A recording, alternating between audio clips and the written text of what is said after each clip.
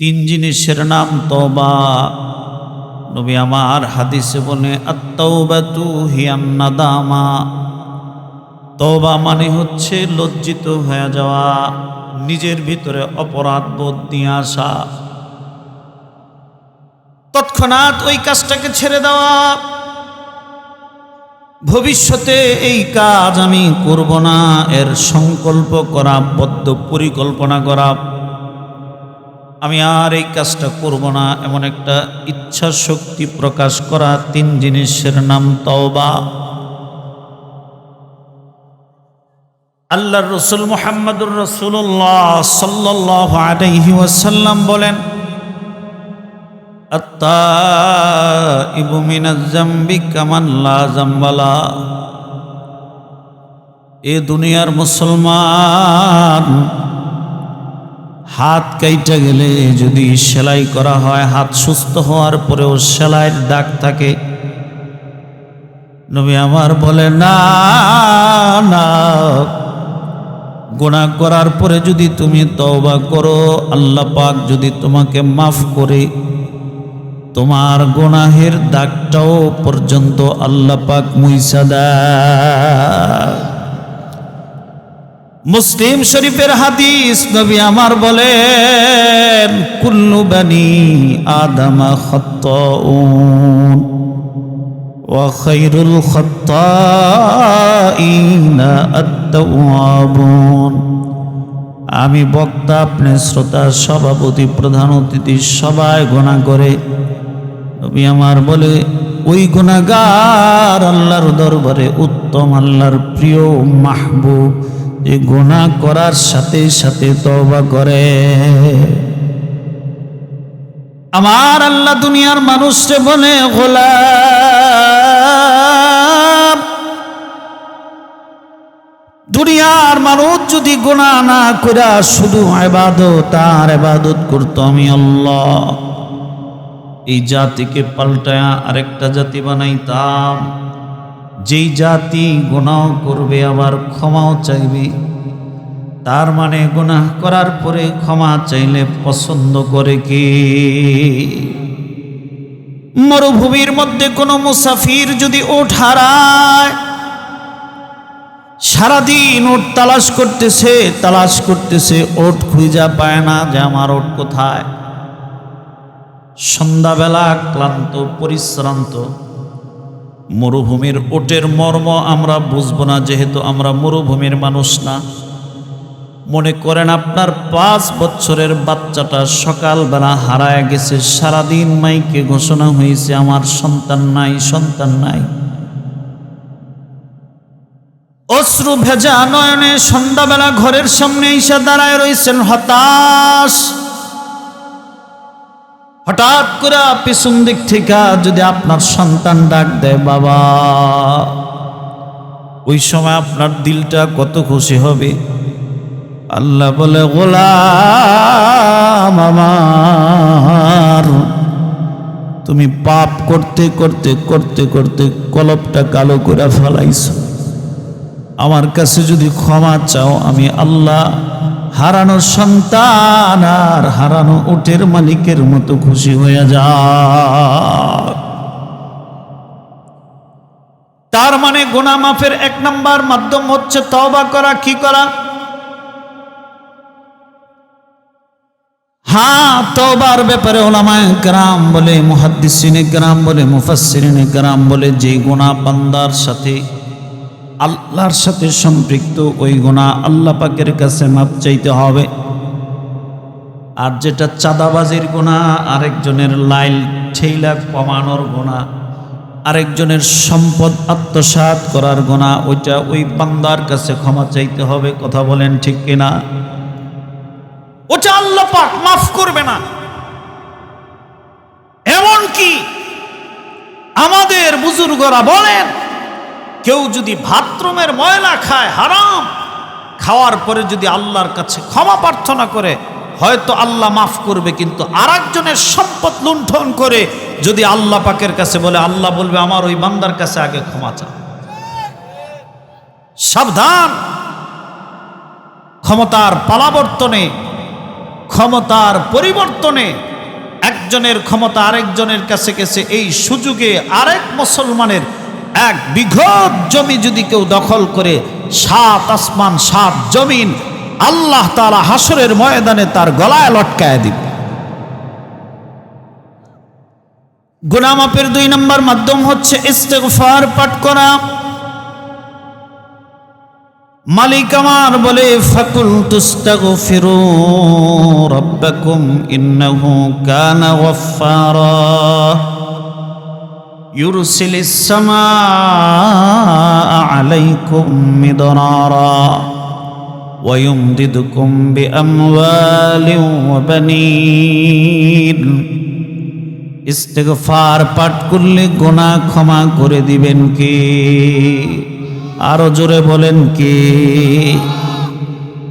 হযরতে হাসান বসরি রাহিমাহুল্লাহর নাম শুনে নাই এমন মুসলমান নাই। হযরতে হাসান মজলিসের মধ্যে বসা, একজন আইসা বলে, ও হাসান আমার সন্তান হয় না, যাও ইস্তিগফার পাঠ করো। আর একজন আইসা বলে, ও হাসান আমার ফসলি জমির মধ্যে বৃষ্টি বর্ষণ হয় না, ইস্তিগফার পাঠ করো। আরেকজন আইসা বলে, আমার দিলে শান্তি নাই, পরিবারের শান্তি নাই, ইস্তিগফার পাঠ করো। পাশে বসে থাকা যিনি আছেন তিনি বলেন, ও হাসান এটা কি শ্রীপুরের ট্যাবলেট নাকি? সব সমস্যার সমাধান একটা। হযরতে হাসান বলে, না না এটা শ্রীপুরের ট্যাবলেট না, ইস্তিগফারে এই সব সমাধান হয়। কথা কার? আল্লাহ বলে ফাকুল তুস্তাগফিরু রাব্বাকুম ইন্নাহু কানা গফফারা। তোমরা যদি ইস্তিগফার পাঠ করো তোমাদেরকে ক্ষমা করবে। শুধু তাই না, ইউরসিলিস সামাআ আলাইকুম মিদরারা, আসমান থেকে তোমাদের উপরে প্রয়োজনীয় রহমতের বৃষ্টি বর্ষণ হবে। আল্লাহ বলে, না না শুধু তাই না, তোমাদের মাল বৃদ্ধি পাবে, সন্তান বৃদ্ধি পাবে, ইনকামে বরকত হবে, দিলে শান্তি হবে ইস্তিগফার পাঠ করলে। সুবহানাল্লাহ। আর 3 নম্বর গুনাহ মাফের মাধ্যম হচ্ছে আল্লাহ তাআলার কাছে আশা নিয়া, বড় ভরসা নিয়া বারবার আল্লাহর কাছে ক্ষমা চাওয়া। একটা হইলো আমার ধারণাটা এমন, আল্লাহ ক্ষমা করলে করুক, না করলে না করুক, আমি চাইলাম আল্লাহ মাফ করে দাও। না, এইভাবে না। আল্লাহ তাআলার সাথে পুরাপুরি আশা আকাঙ্ক্ষা নিয়ে ক্ষমা চাওয়া। তিরমিজি শরীফের একটা হাদিসে কুদসি আপনাদেরকে শোনাই। আমার আল্লাহর কত দয়া, আমার আল্লাহর কত মায়া। আল্লাহ বলে, ইন্নাকা মা দাউতানি ওয়া রাজাউতানি, আয় গোলাম তুমি যখন আমার কাছে আশা নিয়া আকাঙ্ক্ষা নিয়া বারবার ক্ষমা চাইবা, গফারতু লাকা মা কানা ফিকা ফালা উবালি, আমি আল্লাহ তোমাকে মাফ করে দিব। এতে কে কি বলবে এটা আমি আল্লাহর কোনো পরোয়া না। এরে বীরগাঁও এলাকার বাবা, বীরগাঁও এলাকার ভাই আমার, পর্দার আড়ালের মা বোন আমার, এই হাদিসের পরের অংশটা আরো মনোযোগ দিয়ে শোনেন। আমার আল্লাহর কত দয়া। আল্লাহ বলে, ইয়া বনা আদম, ও বনি আদম, লাউ বালাগাত যুনুবুকা আনানাস সামা, তোমার গুনাহ যদি আসমানের যত মেঘমালা তোমরা নজরে দেখো ওই পরিমাণও হয়ে যায়, ফাস্তাগফারতানি, তারপরেও যদি তুমি আমার কাছে মাফ চাও, গফারতু লাকা ফালা উবালি, আমি আল্লাহ তোমার ওই মেঘমালার সমান গুনাহ মাফ করে দিব। আমি আল্লাহ কারো পরোয়া করব না। জোরে বলেন আল্লাহু আকবার। এ মুসলমান ভাই আমার, বাবা আমার, আল্লাহর কত দয়া। নূহ নবী 950 বছর পর্যন্ত কালিমার দাওয়াত দিছে, ইসলামের কথা বলছে, ওনার প্রতি ঈমান আনার কথা বলছে। মাত্র 40 জন অথবা মাত্র 40 জোড়া মানুষ কালিমা পড়ছে। এবার নূহ নবী আল্লাহরে কয়, আল্লাহ রব্বি লা তাযার আলাল আরদি মিনাল কাফিরিনা দাইয়ারা ইন্নাকা ইন তাযারহুম ইউদিল্লু ইবাদাকা ওয়ালা ইয়ালিদু ইল্লা ফাজিরান কাফফারা। ও আল্লাহ, কাফেরের ঘরে তো কাফেরই হবে, কাফেরের বংশ বাড়তে থাকবে, দরকার নাই, এগুলোরে মাইরা ফালাও।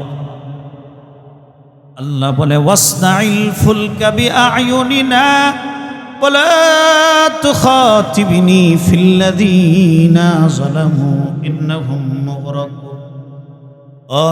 তুমি একটা নৌকা বানাও, নৌকা নিয়ে তোমার সাথীদেরকে নিয়ে উঠে যাও, বাকিরা যারা আছে তারা ডুইবা যাবে। নূহ নবী নৌকায় উঠছে, বাকিরা মারা গেছে, সবাই জানি। প্লাবন শেষ হওয়ার পরে আল্লাহ বলে, নূহ রে, তোমার কথায় আমি আমার বান্দাগুলারে মারছি, তুমি এবার একটা ডিউটি পালন করো। নূহ নবী কয়, কি ডিউটি পালন করবো আল্লাহ?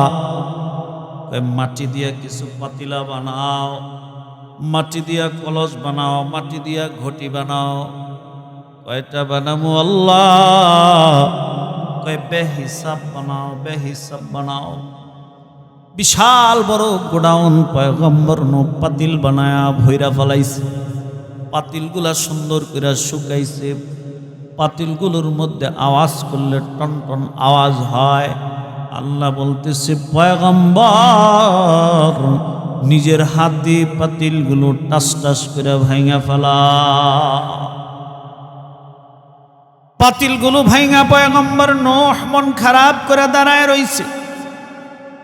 মালিক আমার ডাক দিয়া বলে, নূহ রে, নিজের হাতে বানায়া ভাঙছো, এজন্য মন খারাপ করে? জি মাওলা। আল্লাহ বলে, গোলাম আমার, তুমি কি পাতিলাগুলার কান দিতে পারছিলা? কয় না। হাত দিতে পারছিলা? কয় না। চক্ষু দিতে পারছিলা? কয় না। তুমি কি জিহ্বা দিতে পারছো? কয় না। তোমার ডাকতো? কয় না। এবার আল্লাহ বলে, ও পয়গম্বর, তোমার দোয়ায় আমি আমার এমন বান্দাগুলারে মারছি যাদেরকে আমি আল্লাহ একটা জিহ্বা দান করছিলাম। আমি আল্লাহ পাক কুদরতি নজর দিয়া 24টা ঘন্টা তাদের জিহ্বার দিকে তাকায়ছিলাম। ওরা আমার একবার বলবে, আল্লাহ মাফ করে দাও, আমি আমার রহমতের দিয়া তাদের নামের লেখা জান্নাতটা তাদেরকে দিয়া দিব। কথা বলতে পারে না, কান নাই, নাক নাই, হাত নাই, এমন কিছু পাতিল নিজের হাতে বানায় ভাইঙ্গা তোমার মনটা এত খারাপ। চিন্তা কইরা দেখো আমার বান্দাগুলার কান দিয়া নাক দিয়া প্লাবনের পানি যখন প্রবেশ করতেছিল, ওরা আমার ডাইকা বলতেছিল, আল্লাহ আরেকটা সুযোগ দাও, তোমার নবীর উপর ঈমান আনবো। ওই মুহূর্তে আমি আল্লাহর কত কষ্ট হইছে। আল্লাহু আকবার। আল্লাহ বলে, আমার দয়ার বড় সাগর, ইয়া ইবাদিয়াল্লাযীনা আসরাফু আলা আনফুসিহিম লা তাকনাতু মির রাহমাতিল্লাহ। আল্লাহ বলে, গোলাম তুমি নৈরাশ হয়ে যাও না, নৈরাশ হয়ে যাও না, আমার কাছে মাফ চাও, আমি মাফ করব। দাহিয়াতুল কলবি নবীর সাহাবী নবীর কাছে আইসা বলে, নবী গো, ইসলামের কারণে কি সব গুনাহ মাফ হয়? হ্যাঁ, সব গুনাহ মাফ হয়। নবী গো, আমার দিলের ভিতরে বড় ভয়, আমার গুনাহ মাফ হবে না। কেন হবে না? আমারটা ভয়ঙ্কর। কত ভয়ঙ্কর, কত ভয়ঙ্কর। দাহিয়াতুল কলবি বলে, পয়গম্বর, জাহিলি যুগে কন্যা সন্তান প্রসব করা এটা প্রেস্টিজের ব্যাপার ছিল। জাহিলি যুগের লোকেরা কন্যা সন্তান হলে তারে জিন্দা দাফন করে দিত। আমার একটা কন্যা সন্তান হয়েছে ফুটফুটে, আমার স্ত্রী গোপনে তারে বড় করছে, আমি সফরের হালতে ছিল। আমি বাড়ি ফেরার পর আমি যখন জানতে পারলাম তখন আমার মেয়ের বয়স 10 বছর হয়ে গেছে। ও পয়গম্বর, আমারে আমার কন্যাটা বাবা বাবা বইলা ডাকতো, তারপরেও তার প্রতি আমার মায়া হয় নাই, দয়া হয় নাই।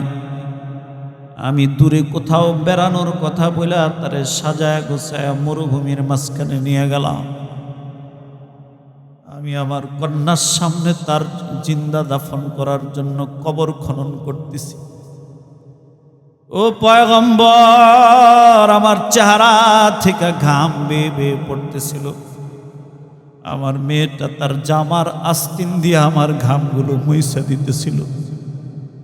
সে যখন অনুধাবন করলো এটা তার জন্য করতেছি, সে আমারে জড়ায়া ধরে বলতেছে, ইয়া আবি লিমা কাতালানি, ও আমার বাপ, কি কারণে আপনি আমারে হত্যা করবেন?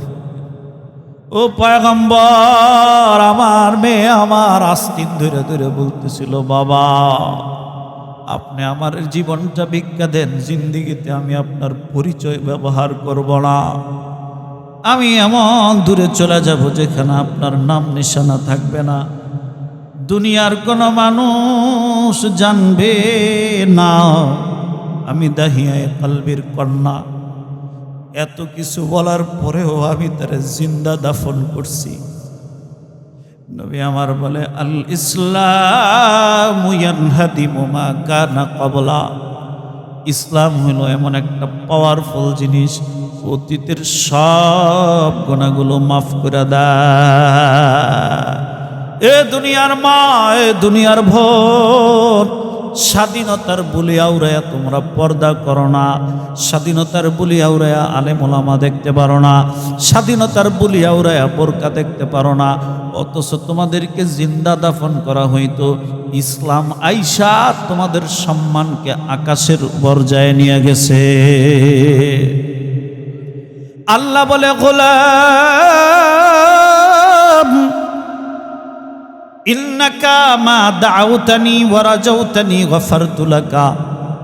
পরে বলে, ইয়া আদম লাউ বালাগাত যুনুবুকা আনানাস সামা, তোমার গুনাহ যদি আসমানের মেঘমালার সমান হয়, ফাস্তাগফিরতানি গফারতু লাকা মা কানা ফিকা, তুমি আমার কাছে ক্ষমা চাইবা, আমি আল্লাহ তোমারে মাফ করে দিব। এই হাদিসের শেষ অংশে আমার আল্লাহ বলে, ইয়া আদম লাউ আতাইতানি বিকরাবিল আরদি খাতায়া।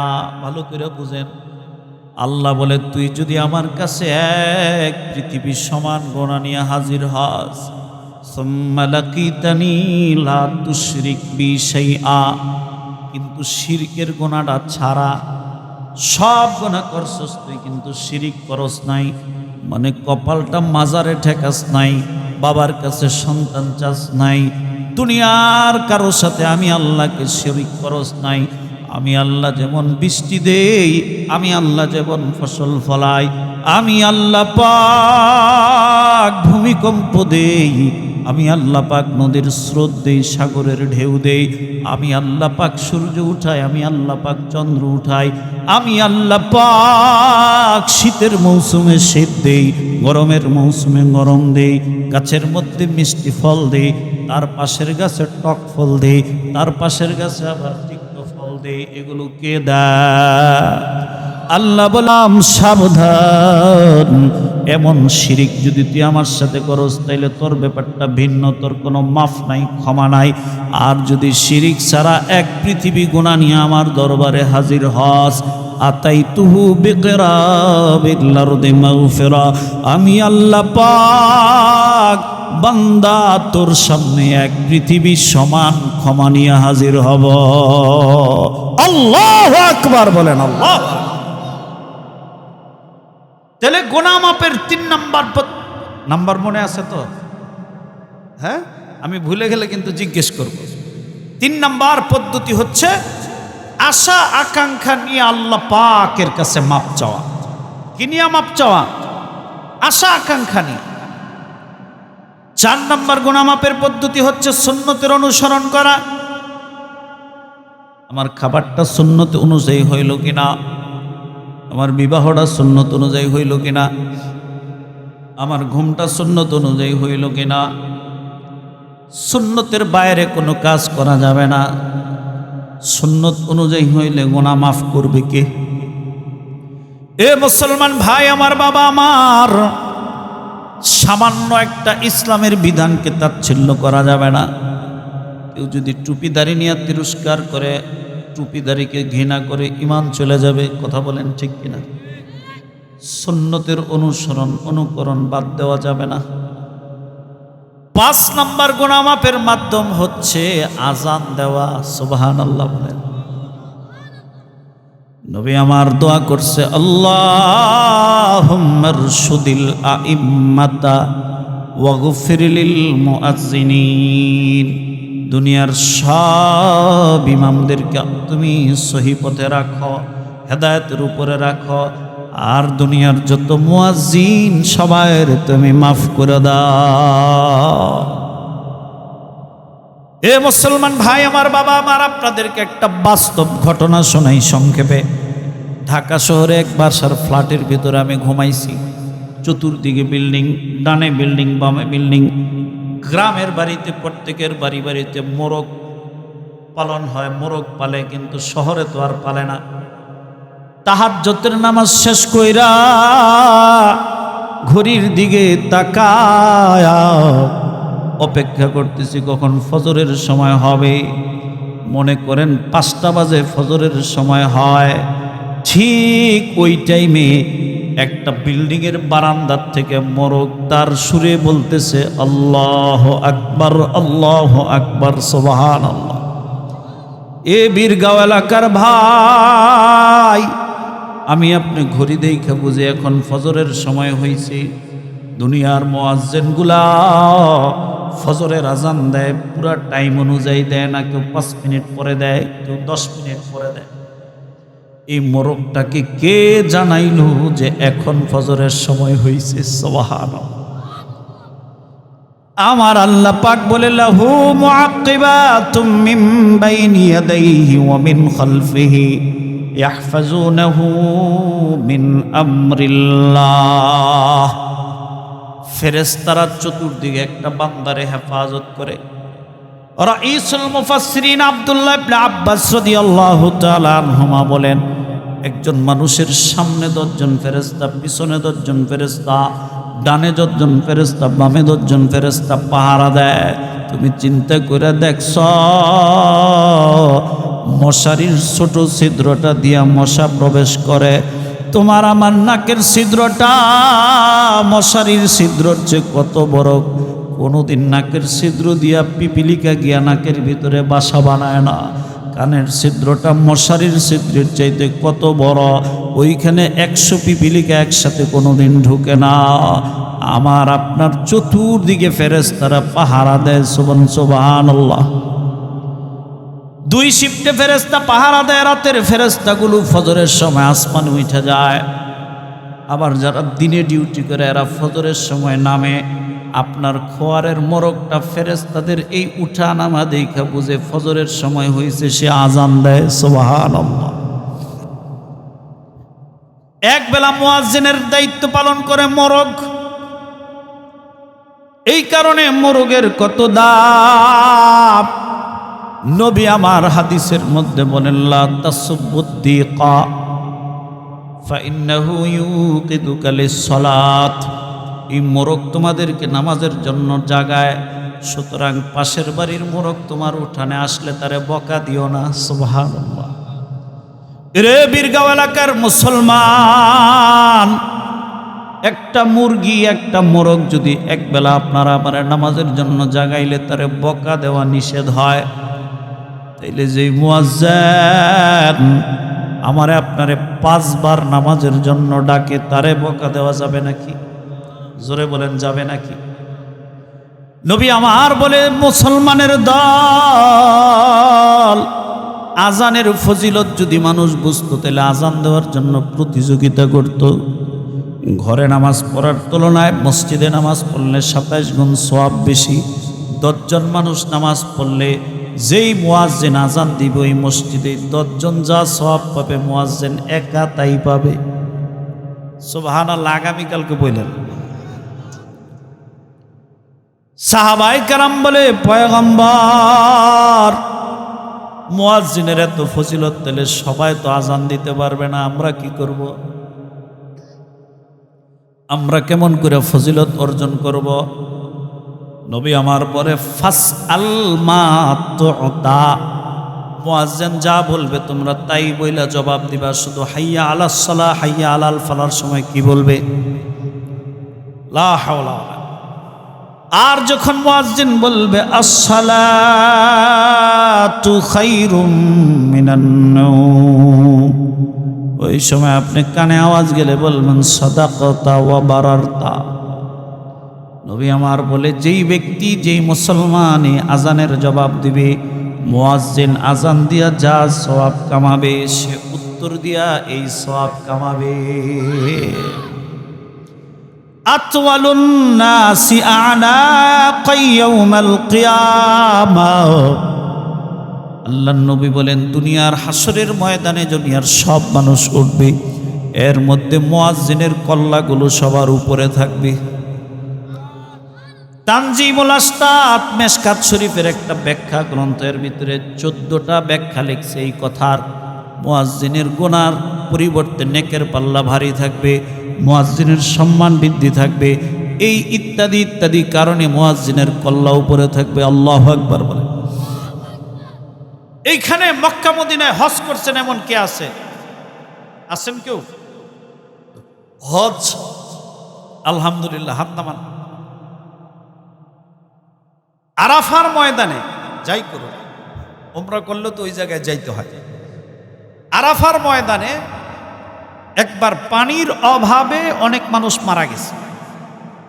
আমাদের দেশ তো নদীমাতৃক দেশ, 30 ফিট নিচে গেলেই পানি পাওয়া যায়, আলহামদুলিল্লাহ বলে। তো পানির অভাবেও যে মানুষ মারা যাইতে পারে, এটা আমাদের সহজে কি করবে না, বুঝে আসবে। বাদশাহ হারুনুর রশিদের স্ত্রী জুবায়দা, সে ওইখানে একটা নহর কায়েম করছে আরাফার ময়দানে, পাহাড়ের পাশে এইভাবে ড্রেনের মতো করছে। বৃষ্টির পানিগুলো সেখানে জমা হয়, ওই পানিগুলো হাজী সাহেবরা পান করতেন। এর নাম হচ্ছে নহরে জুবায়দা। যারা ওমরায় যায় তাদেরকে গাড়ি দিয়ে ঘুরায় ঘুরায় এই জিনিসগুলো দেখায় মুআল্লিমরা, গাইডাররা। এই জুবায়দা, আচ্ছা বলেন, আরাফার ময়দানে হাজীদের সেবা করতে পারা বিষয়টা কি হালকা না বড় বিষয়? আপনারা ঘুমাইতেছেন? আমার উপরে রাগ হইতেছেন? বিষয়টা কি ছোট বিষয় না বড় বিষয়? জুবায়দার ইন্তেকালের পরে কেউ একজন দেখতেছে জুবায়দা জান্নাতে হাসাহাসি করতেছে, হাঁটাহাঁটি করতেছে, ডাক দিয়ে বলতেছে, জুবায়দা, কোন আমলটা তোমার আল্লাহ পছন্দ করে তোমার জান্নাত দিল? নহরে জুবায়দা বানাইছ এই কারণে দিল, নাকি বড় কোনো দান করছে এই কারণে দিল? কয় না না, একদিন মসজিদে আজান হইতেছে, ওই সময় আমার হাতে ছিল একটা বড় মাছ, সামনে ছিল একটা বটি। আল্লাহু আকবার, আল্লাহু আকবার, এই আজানের আওয়াজ আমার কানে শব্দ যখন প্রবেশ করছে, আমি আমার মাছটা হাতের দিকে ফালায় দিলাম। আমি আমার মাথার কাপড়টা মাথার উপরে দিয়া মাথাটা ঢাকলাম। আজানের শুরু থেকে শেষ পর্যন্ত জবাব দিলাম। আমার আল্লাহ পাক আর কোনো আমল রে তো পছন্দ করে নাই। আমি যে একদিন আজানের জবাব দিলাম, ওই জবাবটা আল্লাহ পাক পছন্দ কইরা আমারে জান্নাত দিয়ে দিছে। তার মানে গুনাহ মাফ হওয়ার 5 নম্বর মাধ্যম হইল কি? আজান দেওয়া। আজান দেওয়া, আজান দেওয়া, আজানের জবাব দেওয়া, আজান দেওয়া, আজানের জবাব দেওয়া। 6 নম্বর, গুনাহ হয়ে গেলে সাথে সাথে 2 রাকাত নামাজ পড়া, সাথে সাথে 2 রাকাত নামাজ পড়া। সাহাবী বলে, সামিআতু মির রাসূলিল্লাহি সাল্লাল্লাহু আলাইহি ওয়াসাল্লাম ইয়াকুল, নবী আমার বলে, মা মিন আবদিন জানবিন ইয়াজনিবু যুনুবা, কেউ যদি কোনো গুনাহ করে ফেলায়, ফায়ুহসিনুত তুহুরা, সুন্দর করে ওযু করবে, সুম্মা ইয়াকুমু ওয়া ইউসাল্লি রাকাতাইন, 2 রাকাত নামাজ পড়বে। এটার আপনি সালাতুত তাওবাও নাম দিতে পারেন। সুম্মা ইস্তাগফিরুল্লাহ, আর মালিক রে বলবে, আল্লাহ গুনাহ করে ফেলাইছি, পাপ করে ফেলাইছি, মাফ করে দাও। গফারাল্লাহ, আল্লাহ পাক তারে মাফ করে দিব। এই কথা বলা নবী আমার বলে, ওয়াল্লাযীনা আমানু ইযা ফাআলু ফাহিশাতান আও যালামু আনফুসাহুম যাকারুল্লাহ ফাস্তাগফারু লিযুনুবিহিম ওয়া মান ইয়াগফিরুয যুনুবা ইল্লাল্লাহ। আল্লাহ বলে, দুনিয়ার মানুষ যখনই গুনাহ হয়ে যাবে, আর যদি আমি আল্লাহ পাকের কাছে ক্ষমা চাও, নামাজে দাঁড়াও, আমার তাসবিহ তাহলিল পাঠ করো, আমি আল্লাহ পাক তোমার গুনাহগুলো রাখবো না, তোমারে একদম নিষ্পাপ বেগুনাহ মাসুম বানায় দেব। 7 নম্বর গুনাহ মাফের মাধ্যম হচ্ছে 5 ওয়াক্ত নামাজ পড়া। কয় ওয়াক্ত নামাজ পড়া? 5 ওয়াক্ত নামাজ যেই ব্যক্তি পড়বে, আল্লাহ পাক তার গুনাহ রাখবে না। আন ইবনে মাসউদ রাদিয়াল্লাহু তাআলা আনহু আন্নাহু قال, হযরত আব্দুল্লাহ ইবনে মাসউদ রাদিয়াল্লাহু তাআলা আনহু থেকে বর্ণিত হাদিস, আন্না রাজুলান, একজন ব্যক্তি বলতেছে, আসাবা মিন ইমরাতি কুবলাতান, একজন ব্যক্তি একজন মহিলার চুমা দিছে। ফাআখবারাহু, এই সংবাদটা নবীর কাছে গেছে। তারপরে সে নবীর সাথে নামাজ আদায় করছে। আল্লাহর নবী বলে, গফারা লাক, গুফিরা লাক, যে তারে তোমারে আল্লাহ পাক মাফ করে দিছে। সুবহান। এরপরে আল্লাহর নবী একটা আয়াত শোনাইছেন, আকিমিস সালাতা তরফাইন নাহার ওয়া যুলাফাম মিনাল লাইল ইন্নাল হাসানাত ইউযহিবুনাস সাইয়্যাত, তোমরা যে নেক কাজ করো, নেক কাজের উসিলায় তোমাদের গুনাহ মাফ হয়ে যায়। নবী আমার বলে, আসসালাওয়াতুল খামসু ইলাল খামসি, ফজর থেকে জোহর, এই ফাঁকে যত গুনাহ হয় মাফ করে কে? জোহরের নামাজ পড়ার পরে আবার আসর পড়বেন, এই ফাঁকে গুনাহ হইলে মাফ করবে কে? ওয়াল জুমআতু ইলাল জুমআ, এক জুমার থেকে আরেক জুমা মাঝখানের গুনাহ মাফ করে কে? ওয়াল উমরাতু ইলাল উমরা মুকাফফিরাতুল লিমা বাইনাহুমা, এক উমরার থেকে আরেক উমরা মাঝখানের গুনাহ মাফ করে কি? আল্লাহু আকবার বলেন। এরে যুবক ভাই আমার, বাবা আমার, এই গুনাহগুলো মানে এই নামাজের কারণে যে গুনাহ মাফ হয়, এগুলো সগীরা গুনাহ। কি গুনাহ? কবিরা গুনার জন্য তওবা লাগবে। কি লাগবে? তওবা লাগবে। 8 নাম্বার, জামাতের সাথে নামাজ পড়লে গুনাহ মাফ হয়। সুবহানাল্লাহ।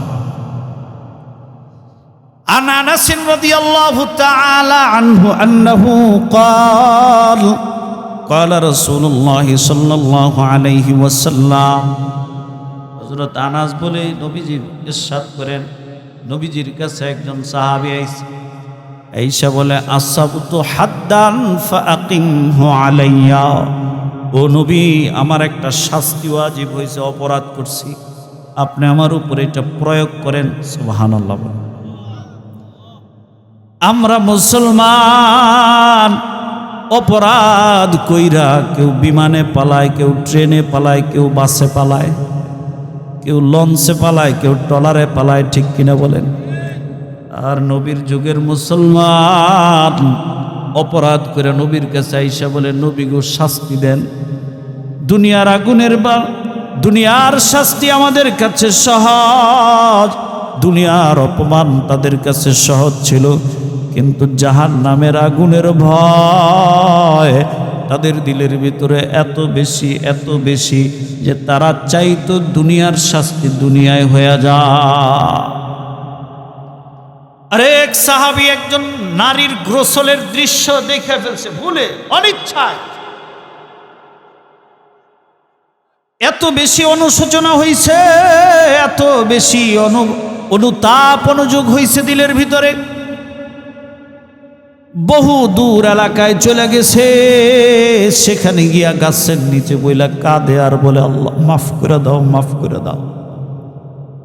নবী আমার হঠাৎ করে বলে, কিরে ওই সাহাবীরে দেখি না কেন? ওই এলাকায় সাহাবী পাঠায় দিছে যে তারা ধইরা নিয়ে আসো।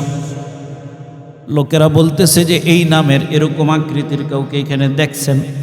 ওই এলাকার লোকেরা বলে, সব সময় যে কাঁদে ওই লোকটা নাকি। সুবহানাল্লাহ। বলে আমাদের এলাকায় একজন লোক আসছে যে সব সময় খালি কাঁদে, গিয়া দেখে ওই সাহাবী।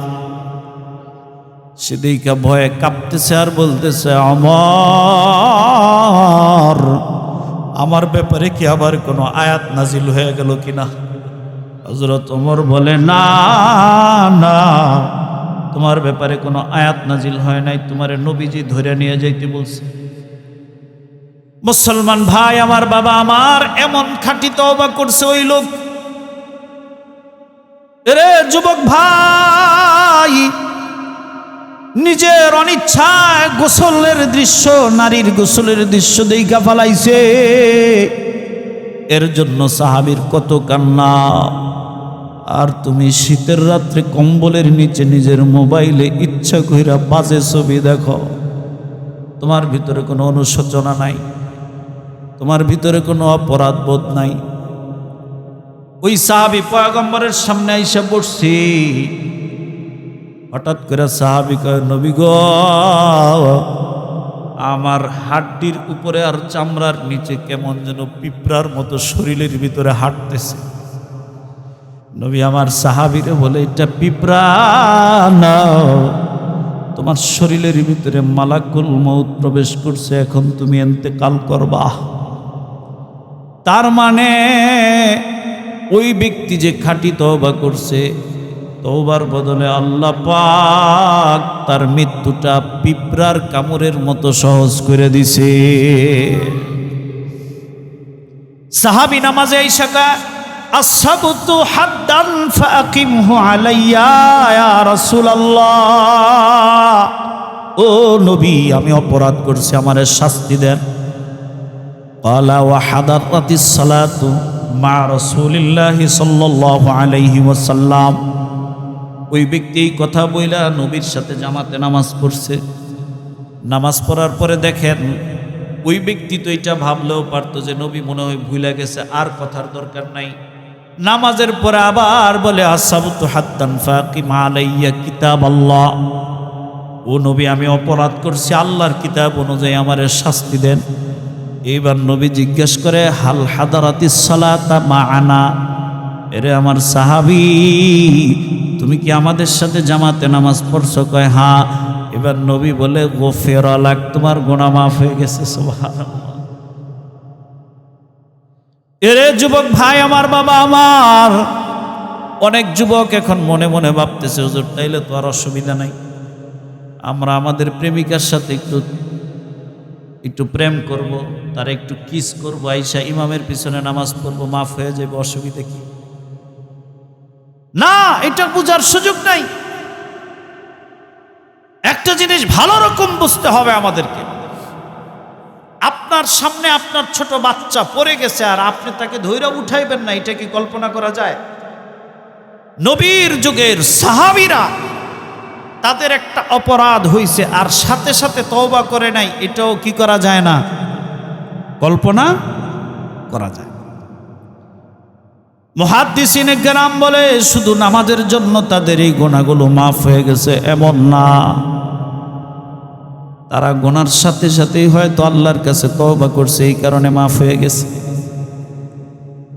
আমাদের ভারত উপমহাদেশের দ্বিতীয় ইমাম আবু হানিফা, যারে বলা হয় আধ্যাত্মিক রাহবার, আধ্যাত্মিক সম্রাট, রশিদ আহমদ গঙ্গুই রহমাতুল্লাহ আলাইহি আরো বড় চমৎকার ব্যাখ্যা করছেন।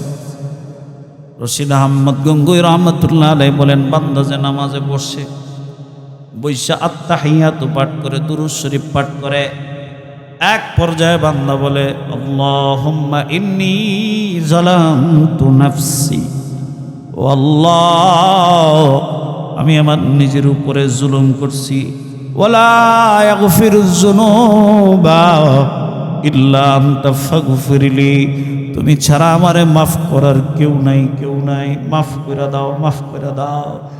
রশিদ আহমদ গঙ্গুই রহমতুল্লাহ আলাইহি বলে এই নামাজে এই দোয়ার উসিলায় মাফ করে দেন আল্লাহ, সুবহানাল্লাহ। 8 নম্বর, জামাতের সাথে নামাজ পড়লে কি মাফ হয়? গুনাহ মাফ। আপনারা কষ্ট পাইতেছেন না? আল্লাহ আসলে কি ওয়াজের পারফেক্ট টাইম হচ্ছে 9টা 10টা। ওই সময় ওয়াজ করলে মানুষের একটা কি থাকে, চাহিদা বেশি থাকে। আমি যেহেতু মেহমানের তো আর নিজস্ব ইচ্ছা থাকে না, মেজবান যেভাবে তাকে ব্যবহার করে ওইভাবেই থাকে। যাই হোক, হাজার হাজার লোক থাকা তো জরুরি না, জরুরি হইল একটা লোকও যদি একটা আমল নিয়ে বাড়িতে যায়। কি বলেন? 15টা কথা বলার পরে যদি একটা কথা কালো দিলে লাইগা যায়, এটাই আমাদের জন্য সফলতা। ঠিক কিনা বলেন? আল্লাহ কবুল করুক, সকলে বলি আমিন।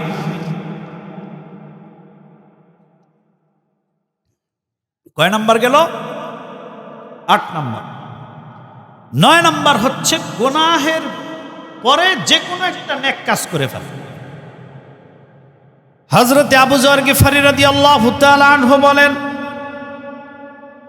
قال لي رسول الله صلى الله عليه وسلم, নবী আমারে বলে ইত্তাকিল্লাহ হাইসুমা কুনতা, আবু যর দুনিয়ার যেখানেই থাকবা ভয় করবা কারে?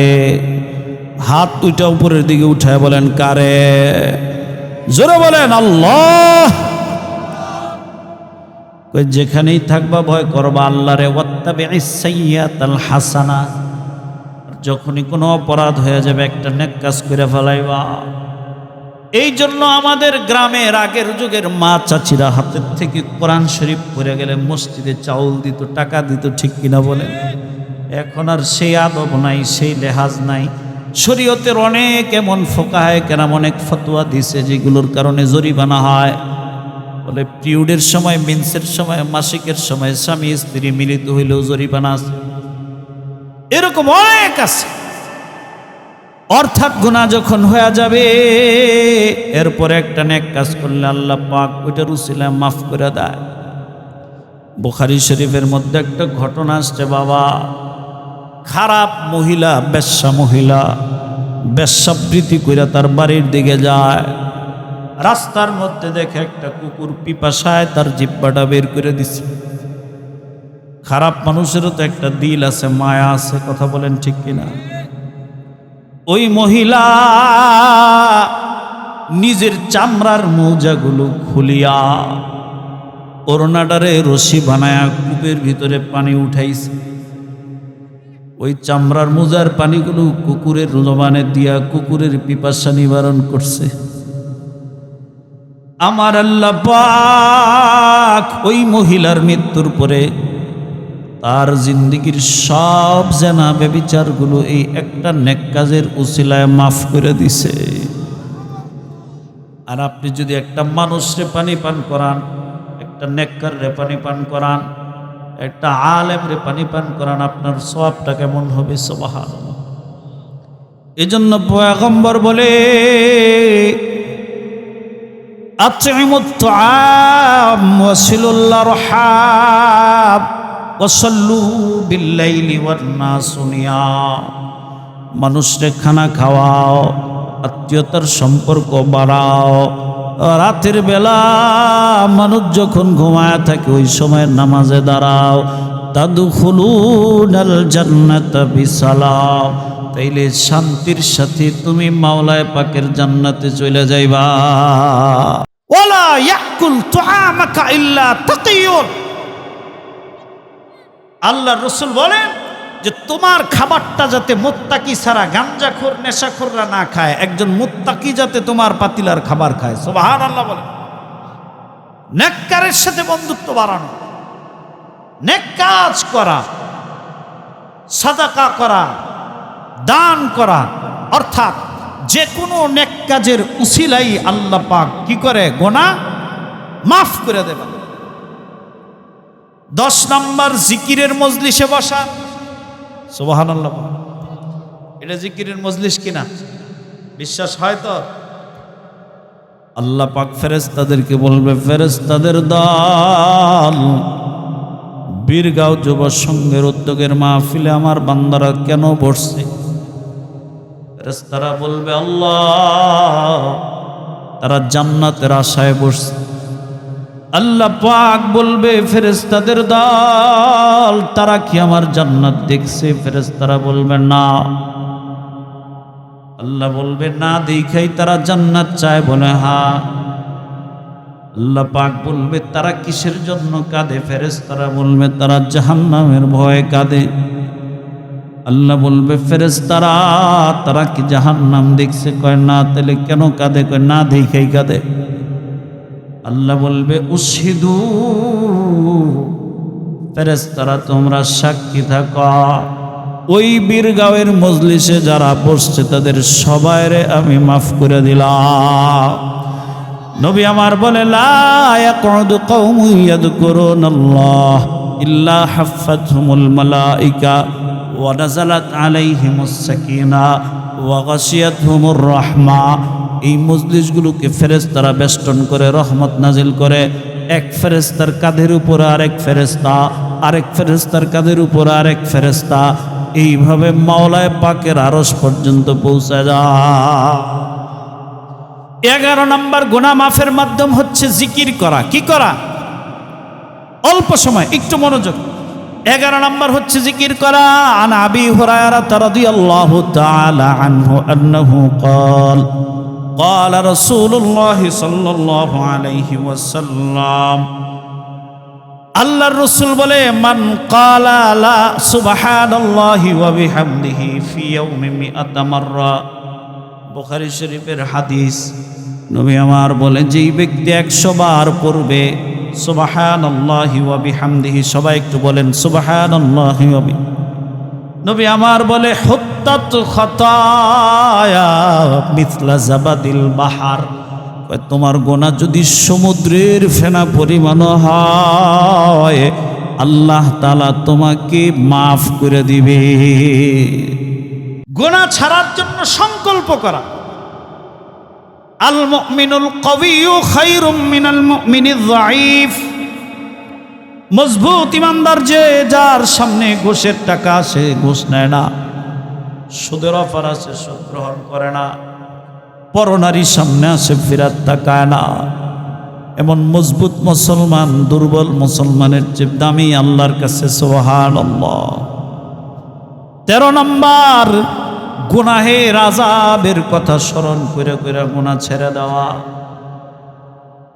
মাঝে মাঝে আমাদের বুজুর্গরা বলে, মাঝে মাঝে মুরাকাবা করা, মোমবাতির আগুনের দিকে তাকায় হাতটা কাছে নিয়ে এইভাবে চিন্তা করা।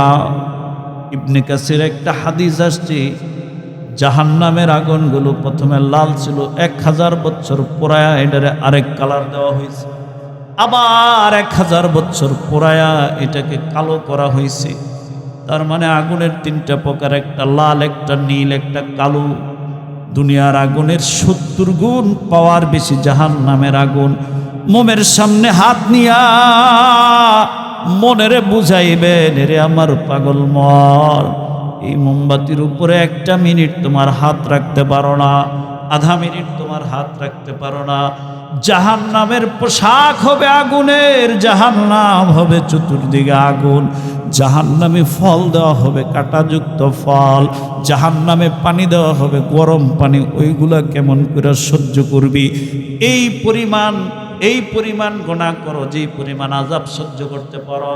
সাইয়্যিদুত তাইফা হাজী আমদাদুল্লাহ মুহাজিরে মক্কি রাহমাতুল্লাহ আলাইহির খানকার ভিতরে কিছু নসিহত লেখা ছিল, এর মধ্যে একটা এটাও লেখা ছিল, এই দুনিয়ার মানুষ, গুনাহ ওই পরিমাণ করো যেই পরিমাণ আযাব সহ্য করতে পারবা।